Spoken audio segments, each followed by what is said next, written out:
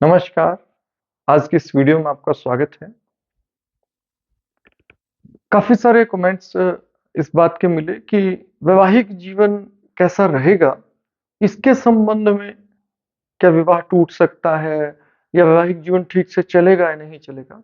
इसके बारे में कोई कंप्लीट वीडियो के बारे में बार-बार अनुरोध आ रहे थे। आपके कमेंट्स में मैंने देखा कि विवाह विषयक प्रश्न जो हैं, वो आपके ज़्यादा रहे हैं। आज की वीडियो में हम इसी विषय पर फोकस करेंगे। और ये जानने का प्रयास करेंगे कैसे किसी हाथ में ये देख सकते हैं कि वैवाहिक जीवन अच्छा रहेगा या नहीं रहेगा। शास्त्रानुसार किसी व्यक्ति का विवाह जो है वो देखा जाता है, कुछ मुख्य-मुख्य 3-4 पहलू आपको इसमें ध्यान देने होते हैं।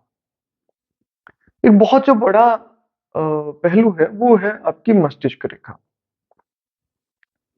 अगर किसी व्यक्ति की मस्तिष्क रेखा जीवन रेखा से निकल कर बाहर आ रही है, तो ऐसे व्यक्ति का वैवाहिक जीवन जो है वो अच्छा रहता है।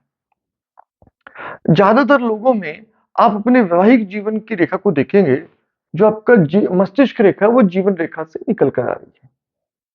लेकिन काफी कम लोगों में, ज्यादातर में तो आपको हाथ में ऐसी ऐसी मस्तिष्क रेखा दिखाई देगी। कुछ हाथों में क्या देखते हैं कि मस्तिष्क रेखा जीवन रेखा से निकलकर नहीं आ रही, इससे काफी दूर है। यहाँ बृहस्पति के नीचे इसमें दूरी है। अब ये दूरी निर्धारित करेगी कि आपका वैवाहिक जीवन अ, परेशान रह सकता है।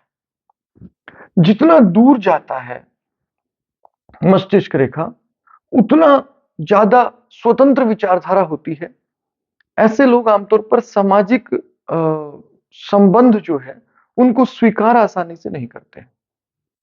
इसी कारण से सामाजिक परंपराओं को वो क्योंकि आसानी से स्वीकार नहीं करते हैं, इसलिए ये देखा गया है कि जिनमें मस्तिष्क रेखा दूर होती है, वो लोग आमतौर पर लव मैरिज करते हैं। लव मैरिज इस तरह से कि परिवार पूरी तरह सहमत उस स्थिति से न हो, यानी कि सामाजिक परंपराओं से थोड़ा भिन्न जाते हैं ऐसे लोग। लेकिन मस्तिष्क रेखा जितना दूर जाएगी जीवन रेखा से, उसमें एक दूरी तक तो ठीक है। जब वो दूरी ज्यादा बढ़ने लगती है, तो ये वैवाहिक जीवन के लिए खराब हो जाता है। तो जीवन और मस्तिष्क के विचारों के बीच आप सामंजस्य बिठा पाने में सफल नहीं रहते, और इस तरह से वैवाहिक जीवन में फिर ऐसे लोगों को बहुत समस्याएं आगे के जीवन में आने लगती है। ये तो हम देखते हैं तब जब मस्तिष्क रेखा दूर है। तो सबसे पहले तो आपको मस्तिष्क रेखा पर ही ध्यान दे लेना है।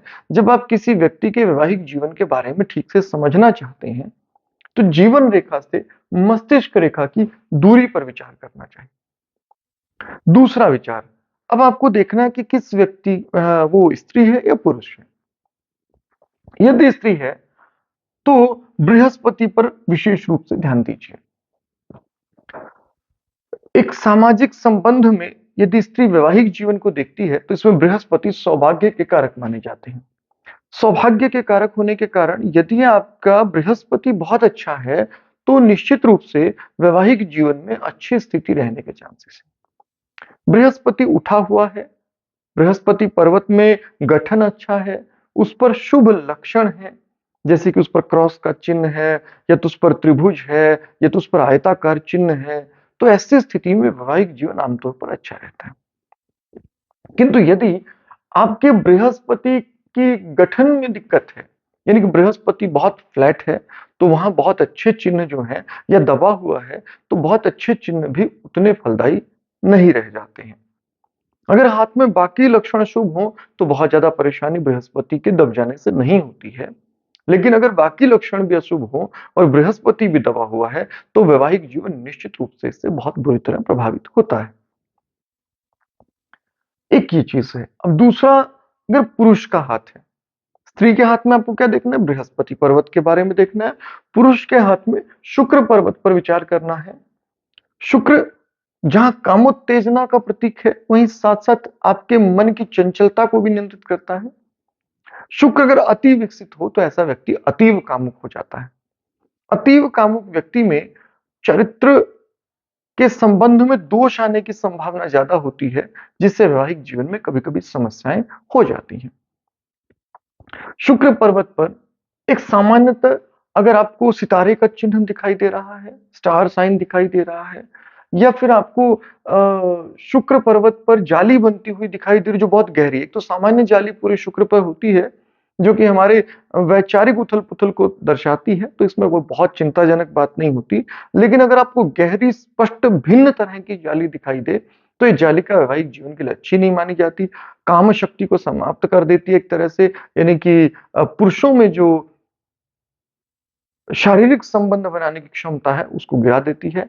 इस स्थिति में संबंध वैवाहिक जीवन में बिगड़ने लगते हैं और वैवाहिक जीवन प्रभावित होता है। ये है शुक्र की स्थिति।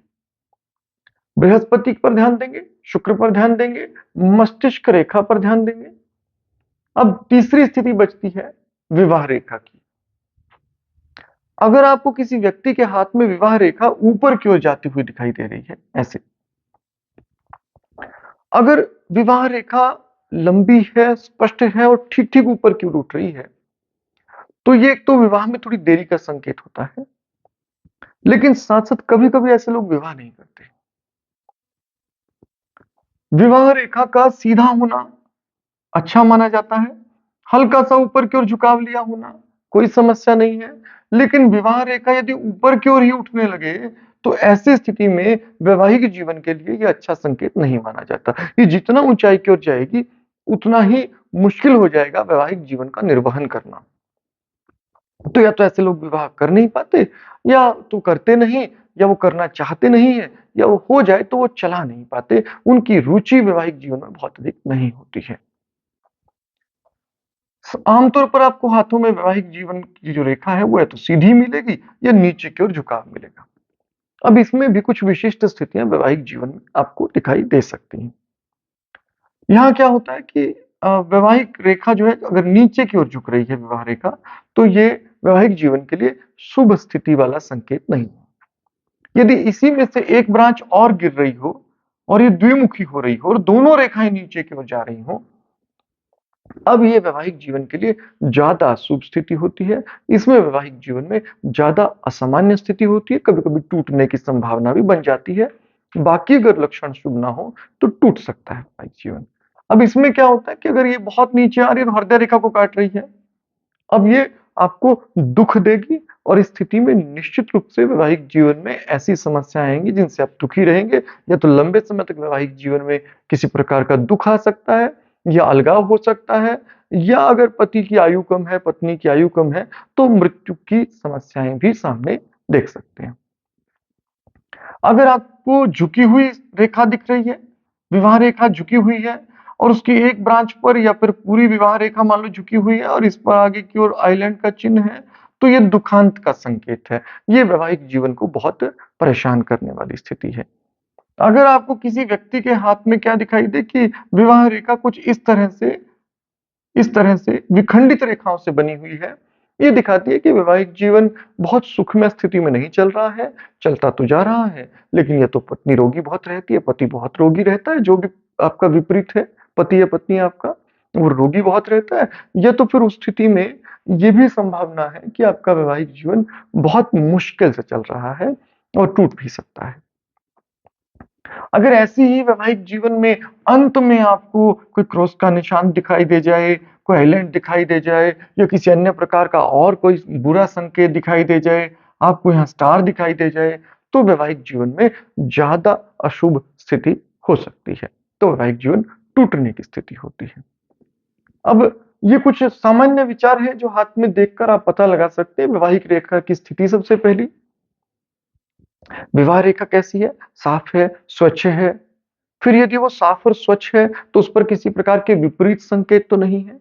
यदि ये सब आपको न दिखाई दे, आपको वैवाहिक जीवन की रेखा बिल्कुल ठीक दिखाई दे रही है, फिर आपकी मस्तिष्क रेखा एकदम सुगठित है और ठीक-ठाक है, तो ये भी स्थिति ऐसी ही है।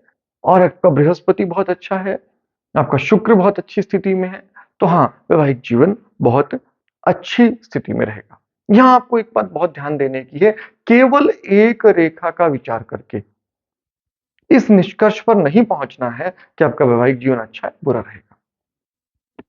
जब भी हम वैवाहिक जीवन की बात करते हैं, तो ये एक कुल मिला-जुला परिणाम होता है।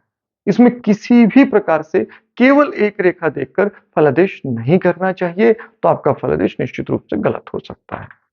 आपको निष्कर्ष पर पहुंचना हो तो इसके लिए आपको सभी प्रकार की हिस्सों को देखना होगा, जैसे कि आपकी बृहस्पति की उंगली यदि लंबी हो तो वैवाहिक जीवन के लिए बड़ी अच्छी मानी जाती है। बृहस्पति की उंगली का बहुत छोटा हो जाना वैवाहिक जीवन के लिए अच्छा नहीं है। आपके यदि विवाह रेखा पर ही तिल है तो ये बहुत अशुभ स्थिति मानी जाती है। तो इस प्रकार से अगर आप कुल जोड़ के साथ वैवाहिक जीवन को समझेंगे तो आपको ठीक-ठीक ये समझ में आएगा कि वैवाहिक जीवन कैसे आपका रहेगा, अच्छा रहेगा या बुरा रहेगा और आप निश्चित सा इसके लिए फल कर सकते हैं। तो मुझे लगता है आप वैवाहिक जीवन पर एक विशाल दृष्टिकोण इससे बनेगा आपका। आज की वीडियो में इतना ही। अगली वीडियो में हम अगले विषय पर बात करेंगे। तब तक आपका दिन शुभ हो। धन्यवाद।